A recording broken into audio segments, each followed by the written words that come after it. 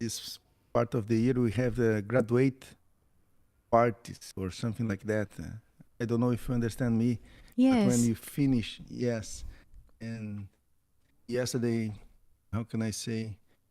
I have a friend that graduated his son in high school, Yes. and Yes. it's a beautiful celebration when you testimony this. How can I say this cycle? This the end of a cycle, and it's interesting to see in her happy faces the young boys and young girls, and it's a very very beautiful moment that I could testimony yesterday. Just to share with you and our friends. Hello, Yanis. Hello, Jill. Just to say hello to everyone. Thank you. Yes. Thank you, Rodrigo. Shabbat Shalom, Jill and Yanis. Very happy to see you here. And Rodrigo, just another question about the cycle of the year, since there's opposite seasons. So usually, when the school year for children or universities, when do you begin with, and when do you complete? Here, there's yes, Rodrigo, just help us Oh, to yes. here in Brazil, we start our year on March, and close to Pesach, but before Mm-hmm. month before Pesach, and the end of the year is now on December, the beginning of December or in the middle of December, and then in the beginning of March we started. So this is the, how can I say, the school calendar here, uh, since the little kids until the university. Yeah. So now they go, you're going to like a Christmas vacation, and the children will be on vacation from December, from Christmas until March. This is their summer, so to speak, summer vacation. How does it go? Exactly. Until February, we have here Carnival. I don't know. Yes. It's a yes, it's a huge part here in our country, and so the vacation, the school vacation, is from December to Carnival, almost 2 months or maybe almost 3 months. Depends on the school, but at least 60 days we have here in vacations, and oh, they go to the short to the beach in Mm-hmm. and vacations. Go to So the country. it's quite interesting because Christmas is like the opening. It's from your perspective, yes, because Christmas in Brazil or maybe in South America is just opening. It's the big, not just Christmas. It's just the opening of the summer vacation, which in Israel we call summer vacation the Great Vacation. So it's like double. It's like Christmas and it's like an opener. So it's amazing. I didn't think about this before. Yes, here we have a lot of time of vacation this time of the year. A lot of time of yes. I don't know how can I say, but the kids in the school have a lot of free time in this part of the year, from now until beginning of March. It is beautiful. Here in Israel, it's also about 60 days. I mean, they started the first September 1st until June 30th, and there are 60 days of vacation, summer vacation. Wow. So, wow, it's interesting how to experience life on the other side of the planet. It's remarkably beautiful. And happy to see you here. Cindy, good morning. We're very happy that you're here. And this is, yes, Cindy and Jill, you experience, like us, the shortest day of the year or the longest night. This is the 21st of December. I asked Rodrigo this question because in Brazil it's the longest day of the year, so to speak. Yanis is next to the equator, so Yanis, at your place, there's no much difference. It's like you say, every day is the same time, the sunset. But it's interesting to experience like different kind of, let's say, perspective on life.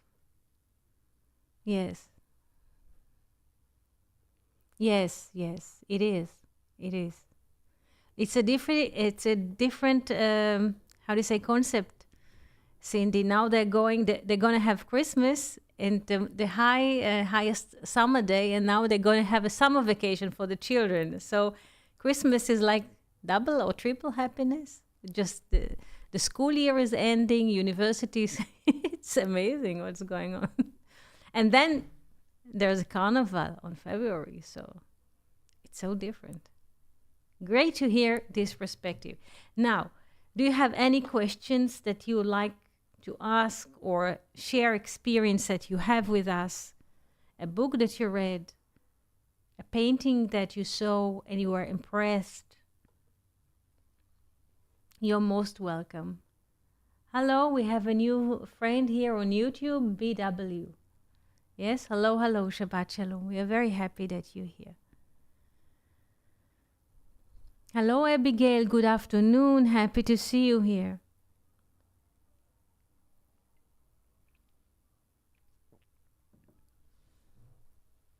How it is for you today, Abigail, in terms of seasons? Is it the shortest day for you?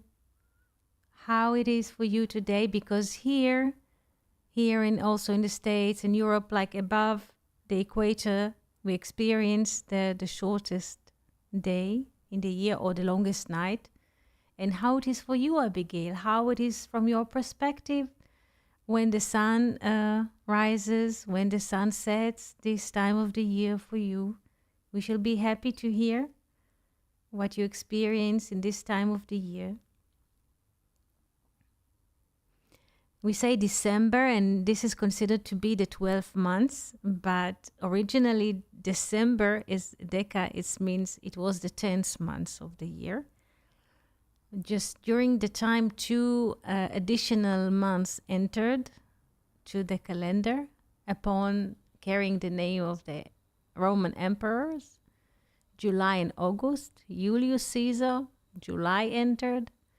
Yes, and then Augustus, and then August entered, and what used to be the 10, Deca, decimal, just jumped 2 months ahead, and now this December is basically the 12th month of the year. It's quite interesting.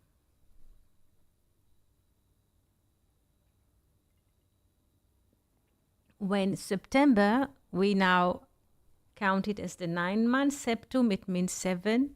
So it used to be, what used to be 7 now jumped 2 months ahead, and it's now we relating to September as the 9th month of the year. Yes? Yes.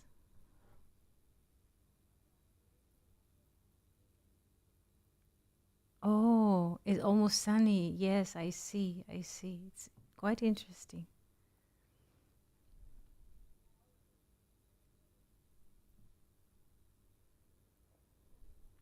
Usually, naturally, yes.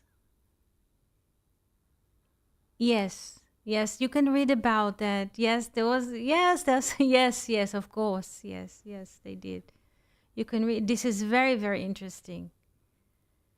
So now it comes to me that Weinreber was writing about the calendar and celebrating the holidays. Yeah.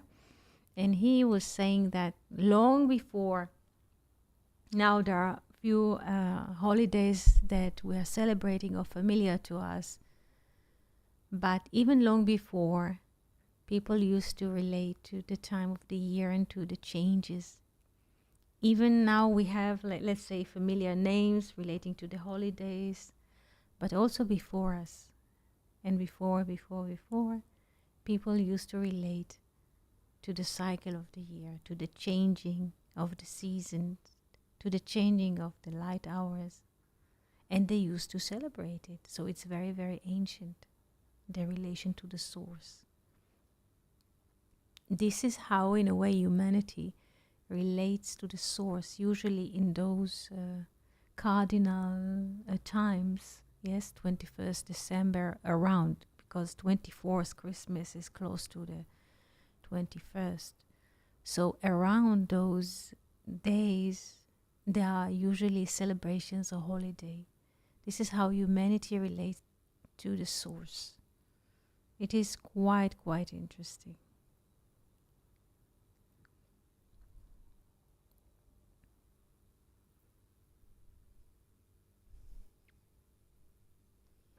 Now we have certain names for certain holidays, but even before us, thousands of years before us, humanity used to relate to the change of seasons, to appearance of seasons and disappearance, let's say, of certain elements and reappearing again. And it is remarkable.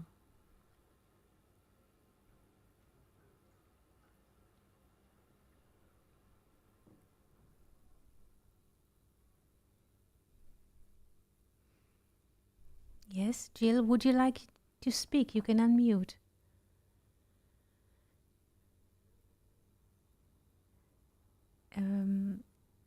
Yes, please, Jill. Yes.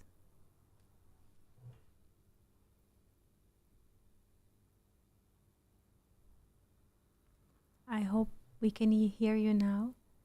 Yes? Shabbat shalom. Shabbat Shalom. How do you do today? I'm good. How are you? Happy to be here with you, with all of you. You are good. Yes. Good morning and good evening to everybody. I'm not sure everybody's time zone.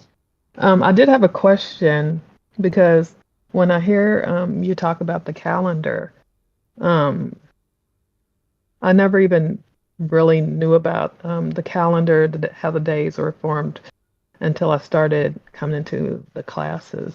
Um, And it is information or information that is new almost every time that you talk about it. I was wondering where I could get like the most detailed information about that. In relating to the calendars, or when Well, humanity. I think even when you were saying the months, I mean, I guess they have specific reasons why they have the specific names. Yes. And so for some I mean, I just never have heard that. And so it's interesting. And then when Cindy was asking if the Romans only had a 10-month year, that's interesting to me. Years starting in March. All of that is interesting, because it's so different here. Yes, yes, I understand. Yes, it is far west. Yes. Mhm. And it's good that you ask about and you bring those perspectives and wonders, and it's great that you come up with those questions, because it always open a new window for a new perspective how to introduce us to this topic.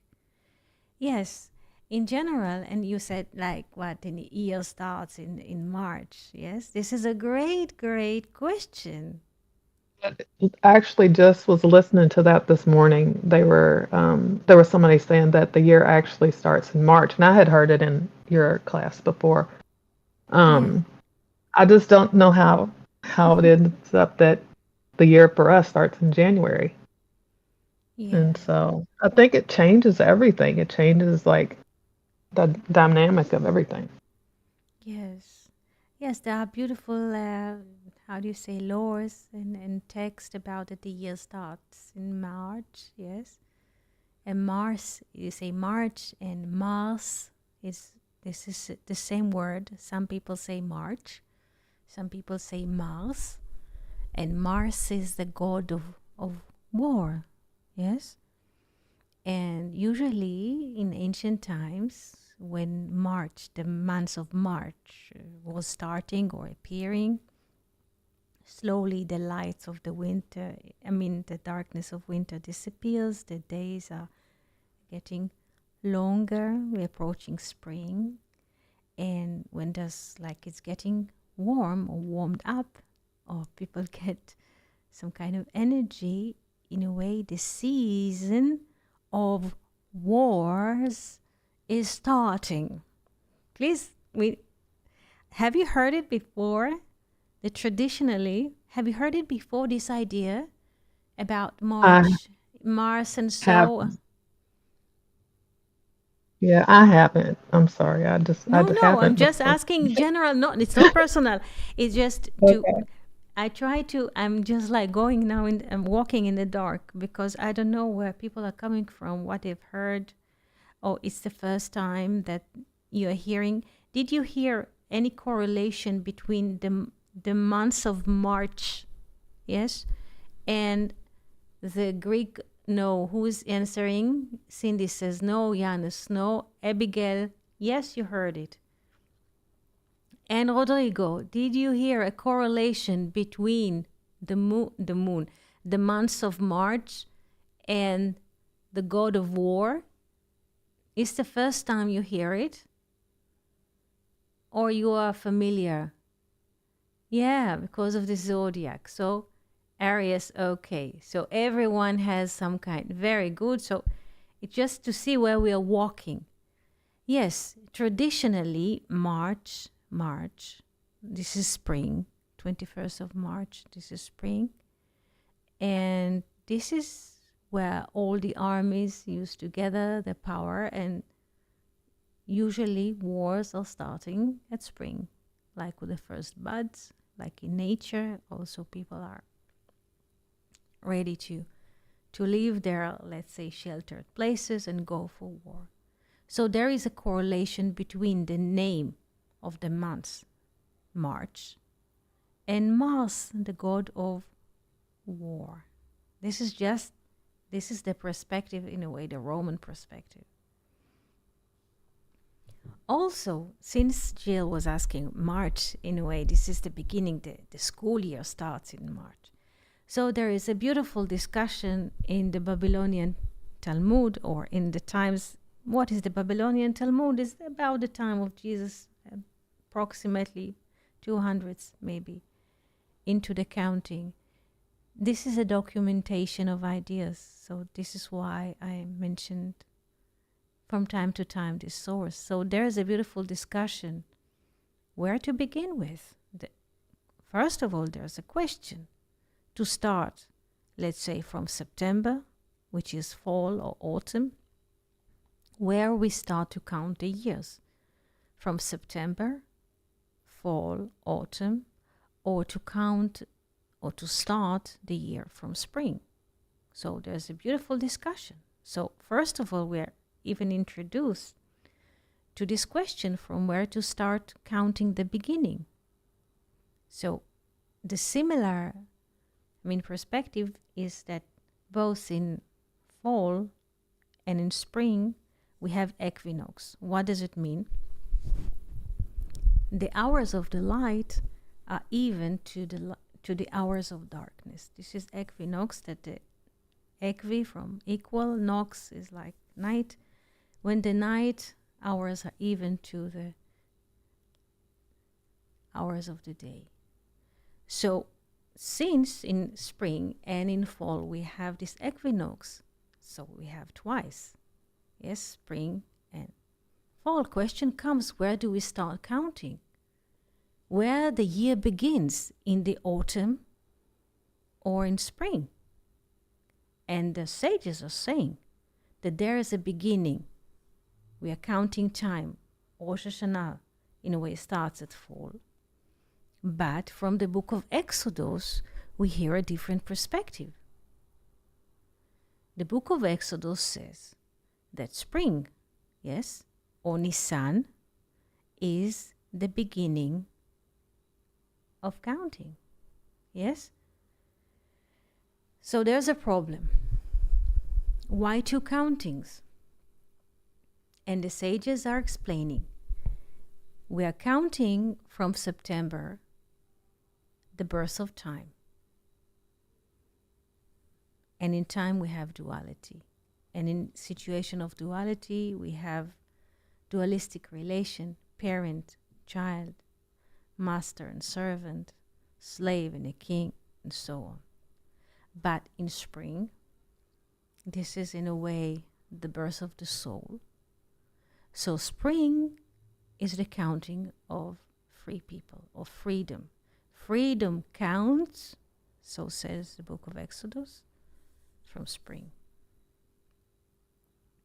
This is the counting of the soul. And the bodies appear in time and space. The counting starts in the fall or September or Rosh Hashanah, when the leaves are falling from the trees, and nature in a way coincides everything. The fruit, we already picked the fruit of the summer. Everything is harvest. And let's say the days are getting even to the darkness of the night, and with this kind of atmosphere, with fall, not autumn but falling, there is in a way falling from grace. And what is the falling from grace? The birth of a baby. Because the soul that before the birth was unlimited, so to speak, and happy with its creator, suddenly has to hide itself in a shell of a body and appear here as a flesh, so to speak. Is this idea understood?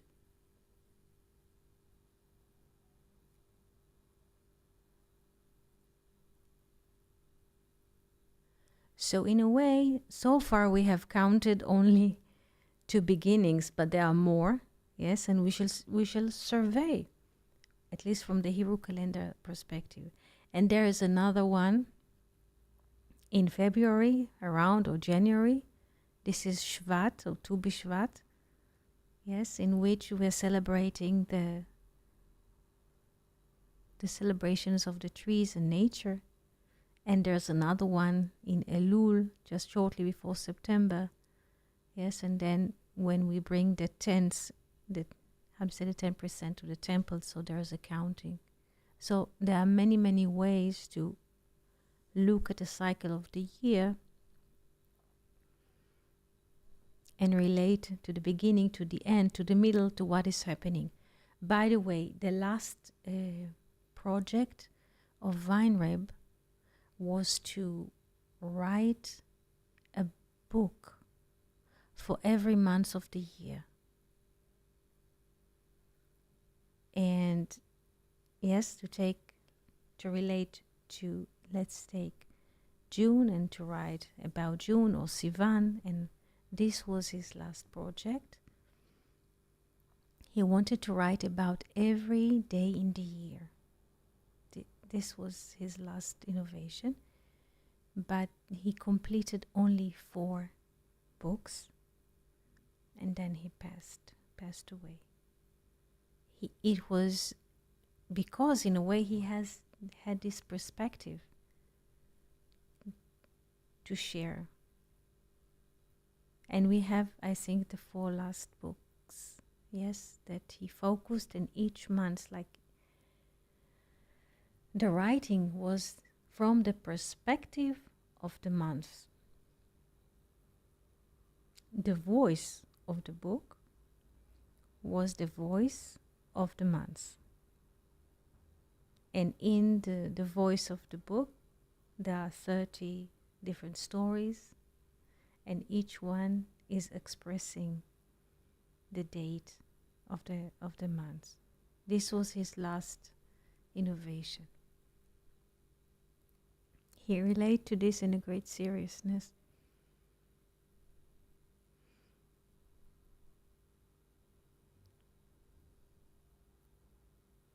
So there is a beginning. Hello, Luke. We're very happy to see you. So there is a beginning in spring. Freedom counts from, hello, Luke. Yes? Freedom counts from spring. The soul counts from spring. The body is counting from the autumn, or from fall, or from September. The trees are celebrating, and let's say it is about the month of Shvat is usually at the end of January. It is when the almond is blooming. This is a very, very interesting. Almond, I think it's the only tree. Almond in Hebrew, shaked. Shaked.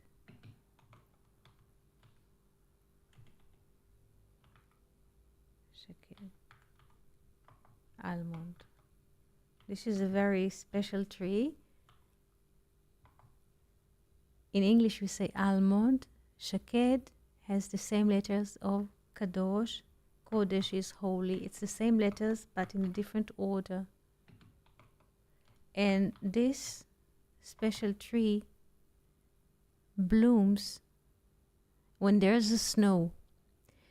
But not just this. Usually what the tree does naturally brings the first green leaves, and then the flowers are coming out. First the green leaves and then the flowers. But in the almond, there's like double miracle. First of all, he, in a way, is a pioneer. He does not come out in spring like all the other trees. In a way, it's beyond space and time. He blooms in January, usually when there's snow and all the rest of the trees are sleeping and not showing any leaf or any flower. So he blooms at the end of January in the snow. And not just this, that also his flowers are appearing before the green leaves. On, in a way, empty branches or almost white branches, suddenly you see the flower of the almond. So it's, in a way, it's like blooming in the darkness. And this is holiness. Not just almond in English, but holiness. Because holiness does not need conditions. When it's warm, war needs condition. It has to be warm enough to make a war or to start up a war.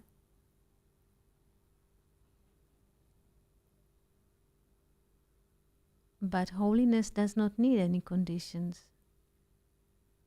And this is, in a way, the almond is expressing this quality in us. We are the almond. The soul does not need any conditions. This is why there was also a discussion, yes, in the Bible of who's going to lead the princes of the tribes came to Moses and said, why Aaron is leading? Aren't we good enough for us to lead also? And he said, please put each one his rod, yes, inside a tent.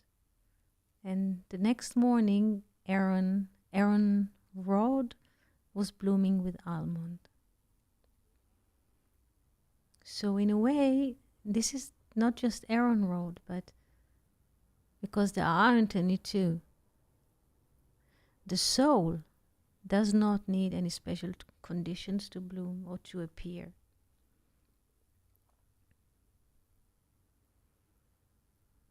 Why did I mention all of this? Because there's another, we say that there's a beginning in September, there's a beginning in March or Nisan or April, and there's also beginning when the almond is blooming, there's also beginning, holy beginning. So it depends from which entry do we enter the calendar and speak about it. Also, the Hebrew calendar is quite interesting because it integrates both, in a way, illuminators, the sun and the moon. Usually now in the West, there's only counting of the sun, 365 days per year, while only the lunar calendar consists of 355. There's a lack of 10 days between the solar calendar and the lunar calendar. But the Hebrew calendar integrates both of these counting, both of systems. And every 2, 3, or 4 years there is adaptation, so another moon month is being added. And then there's like the years, they come even. This is a very wise angle at time. And in a way, not this secret, but this I know it's tradition, but this wisdom was in a way moving from coming from Abraham to Isaac to Jacob to Joseph in Egypt. And Joseph, and this is beautiful, the sages speak about it a lot, that Joseph in Egypt had the secret of impregnating the years. Ibur Shana, we call it in Hebrew. I don't know any other term in English or in other language to use. Ibur Shana is when the year is being pregnant with another month, another moon month, that the counting will be always even or equal. They both collide. There will be no lag. So Joseph learned about the pregnancy of the year from his father and how to relate to time. And it is interesting because he was sold to be a slave or a clown. There are many, many laws considering what was the intention of selling him and what happened to him. I don't want to go into details. But he knew the secret of pregnanting the years, meaning counting the right time. And it helped a lot in the years of, in a way, the sin years in Egypt, because he knew what the time was as it is.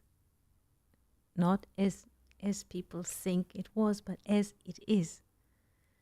And also Moses, he knew the secret of pregnanting the year, and they were very accurate.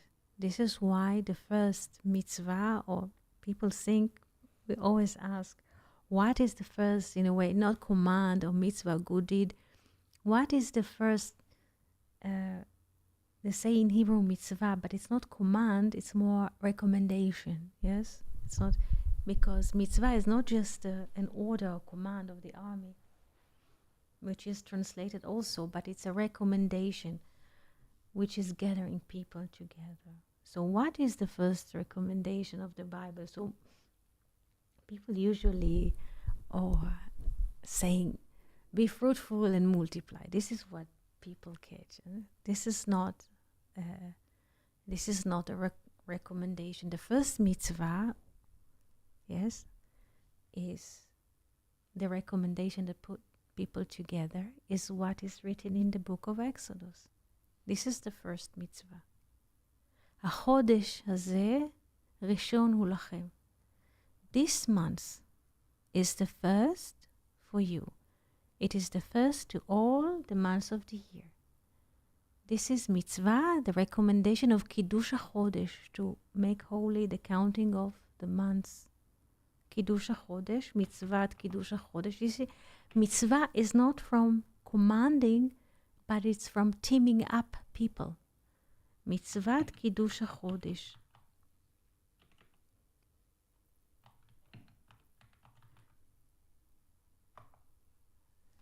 One second, let me correct it. Mitzvat Kiddush HaChodesh. This is, again, it's not from commanding, giving orders, but it's from team. Mitzvah is to team people together, to make a community from people. This is why it is commanding or recommendation to team people as community. So the first mitzvah is not be fruitful and multiply. This is not.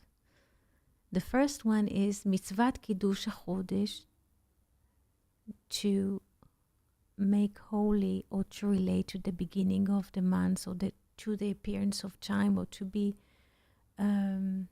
accurate in relating to time, not to miss it. This is mitzvat Kiddush HaChodesh. This is the first recommendation that, in a way, gather all of us as a community, because we can meet in time and space. Once we are relating to the time in a similar way, or similarly, we can meet. Give you an example. how people can meet. It doesn't matter if they are lovers or they have to gather at work and to arrive to a meeting at work. How even two people can meet. What are the basic conditions for people to meet? What? This is an open question. Let's say Paul and Mary would like to meet. So what do they need? And yes, let's say. I'm waiting for you. You can also unmute. When two people would like to meet each other, what are the basic conditions that they need to acquire or to find themselves in? They need to communicate, yes, but what about? How, even where? Yes, I don't want to help, but two people would, let's say we are meeting here on Discord. So what are the basic conditions that we need to meet for us to meet? What do we need to figure out? What do we need to figure out just to meet? When Paul wants to meet Mary, what do they have to figure out? She lives in Wisconsin. Yeah, yes. She lives in Wisconsin and he lives in New York. So, what do they need to meet? If she lives in Wisconsin and he is in New York, so first of all, they have to what? To set a time to the meeting. Maybe it's Tuesday, 4 o'clock in the afternoon. So this is the day, this is the time of the day, Tuesday, 4 o'clock. Which date of the month? July 21st. Yes. And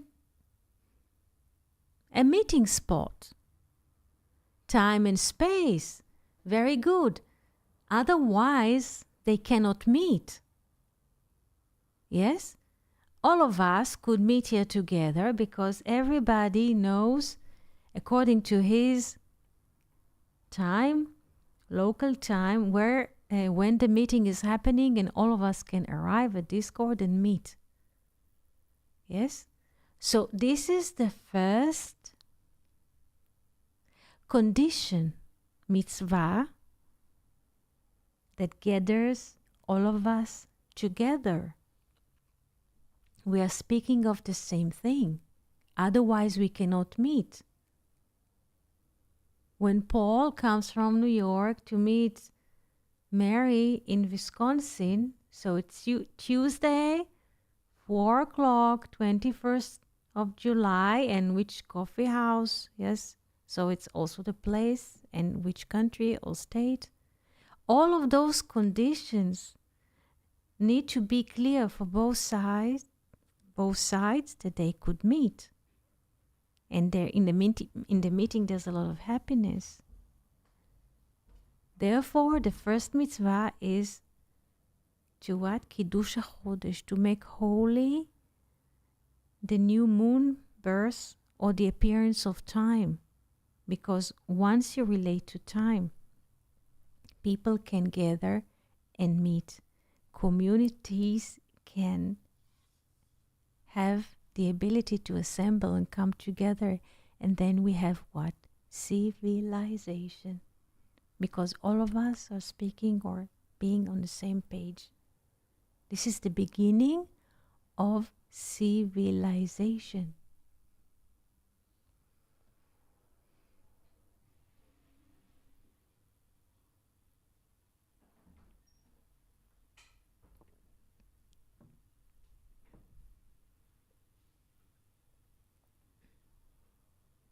Yes, yes. Thank you, Jill. This is also, yes, yes, yes, yes, of course. This is also, yes. So, this is where everything starts. Therefore, החודש הזה, this month, Nisan, ראשון הוא לכם, it is first for you, לחודשי השנה, to the whole counting, the first, because It's not just Nisan, we're counting from the soul. In a way, the soul comes first. And then people can unite and gather. Usually when people cannot unite and gather, each one is dealing with his own selfish perspective. Therefore, people cannot meet because their selfing, their selfishness, or their interest is coming before the general spirit. People can gather, come together, meet, because already they are, how do you say, quitting or leaving behind their personal view, and they come to something which is more general. Every meeting, whether it's work, school, business, when people are gathering, the private, in a way, is left behind, and the general spirit comes in front. Otherwise, people cannot meet or converse to each other. Therefore, we are meeting in a way here to converse. It's not private. Yes, we have private names and we have, so to speak, private stories, but we are coming here to converse not as private individual, but as a common spirit. And this is due to the counting. So everybody can be in the same page. It doesn't matter now where each and every one of us lives on this planet, which continent, which time, which season of the year, which time of the day. We are assembling here together. We are pulling back in a way. The body, okay, the body is what? Is only a vehicle. But the meeting is in the dimension of the spirit, or ruach, in the heart. Yes, the nefesh component is staying outside of the door. This is beautiful. And this is also where creativity appears. In the general. Creativity in the general. Whether it's painting, singing, writing books, as essays, as articles, as novel, it doesn't matter, plastic, art. This is all those things, they belong to the community, like the spirit, like the wisdom. It's not private. Wisdom is not private, it's to share. Love is to share. Spirit to share, art to share, creativity to share.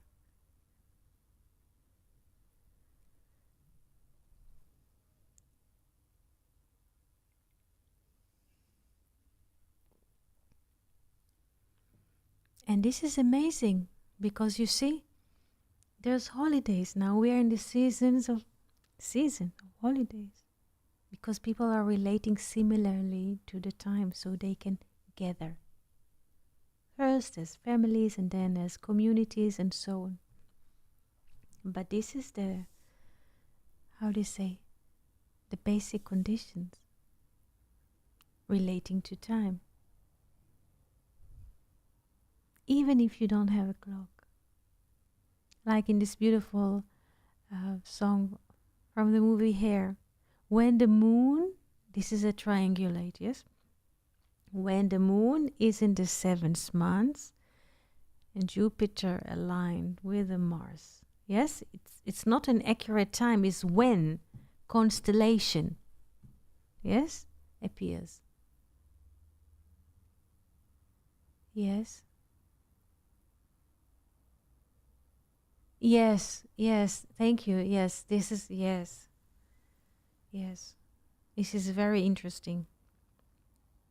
The soul, yes, can bloom in the darkness. The soul does not need any conditions.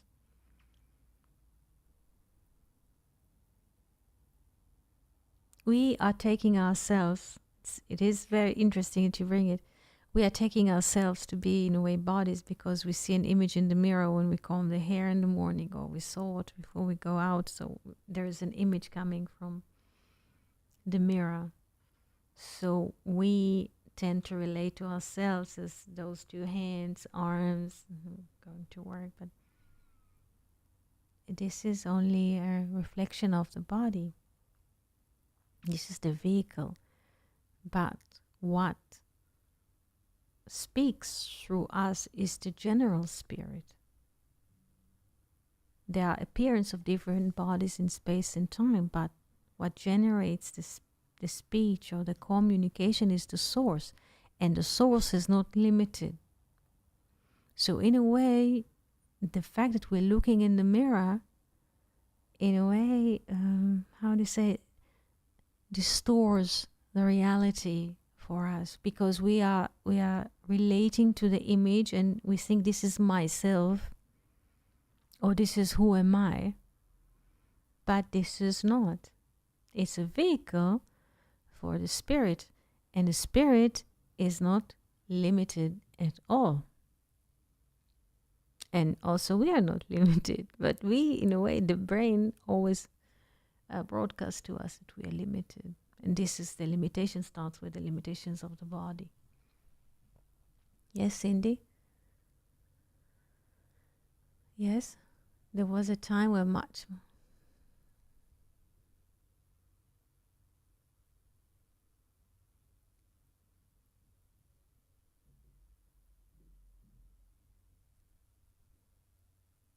Thank you for sharing.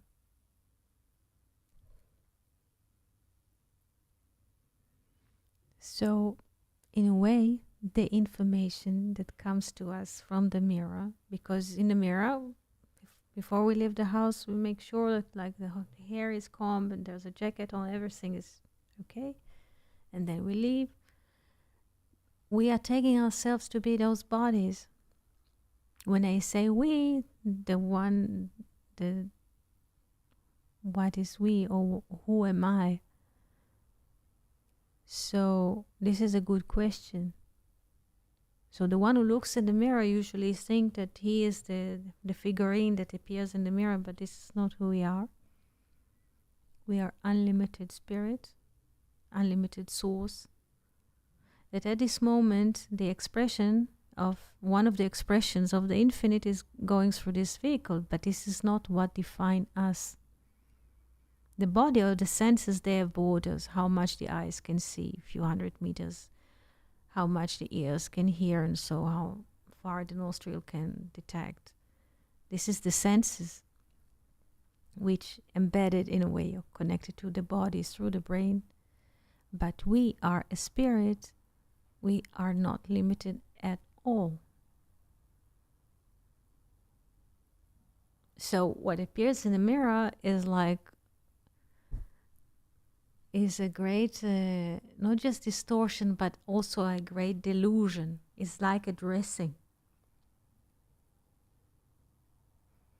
And when people are usually teenagers, mostly, maybe also later, they're looking at the mirror and they would like to get certain reassurance, yes, that they look in a certain way, and they get themselves very, very miserable because they tend to relate to the images. Fine is absolute, and it's not. And we are totally not what just appears in the mirror. This is totally not true.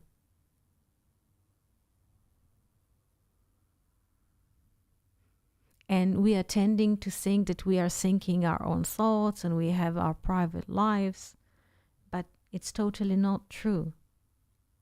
It is not true at all. There is one spirit, and the spirit communicates through different, let's say, devices. Let's look at electricity. So there's a power or electricity, a source, but depends of what do we plug, it will deliver a different message. Let's say there is a refrigerator. If you plug it to the electricity, connect it, it will cool or frost the ice cream. If you connect the oven, it will generate heat. It's the same source. It's electricity or power in English. But the refrigerator will create cooling effect. The oven will create heating effect. Yes? The mixer could mix the food, and so on. It's the same electricity, but according to what you connect to it, it will bring forth different functions. In a way, similarly for us, in a way, different bodies. But what generates the life for us is the same source. So some will come or appear as humans, some will appear as birds, as bees, as dolphins, but it's the same source, or trees. So in a way, we are not limited.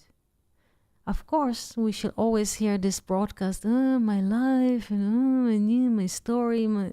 There is nothing like that. It's the spider web inside. This is what the spider inside us does.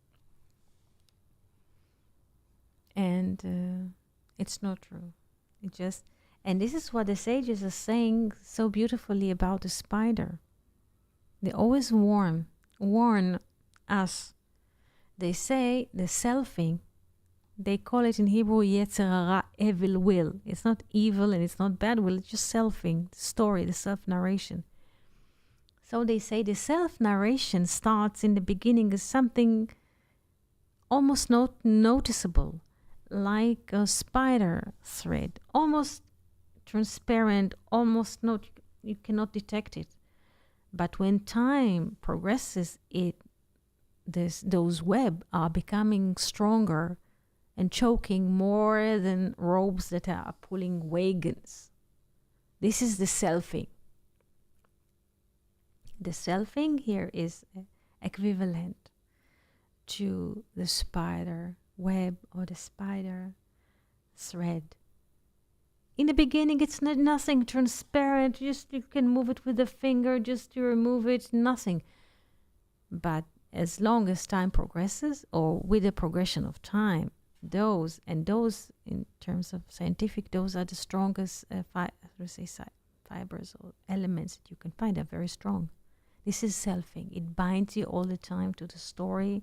I was born here. This is my parents, my CV. This is a lie. This is a lie that narrows us down to certain, let's say, random facts, which are not to be true. Facts. What is fact also?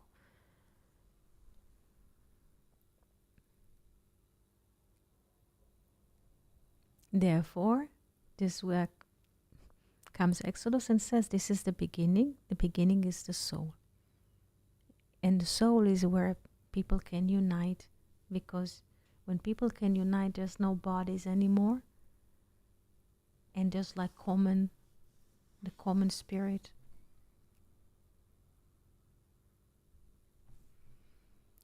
Because what is the word communication? Yes, what is the word communication? It comes from 3 parts in Latin. Com, with, com, with. Com, unite, and care. Com, yes, with. Unite, with unicity. We are caring. This is communication. Communicare in Latin. Communicare. Com, with, unite, with unicity. There's care. Communication. And this is, in a way, how the life of the soul are being expressed by communication. If you notice, in tyrannies, whether it's happened in families or in societies or in states, how does tyranny can appear?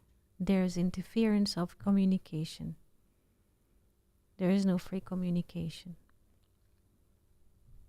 Because the soul always communicates.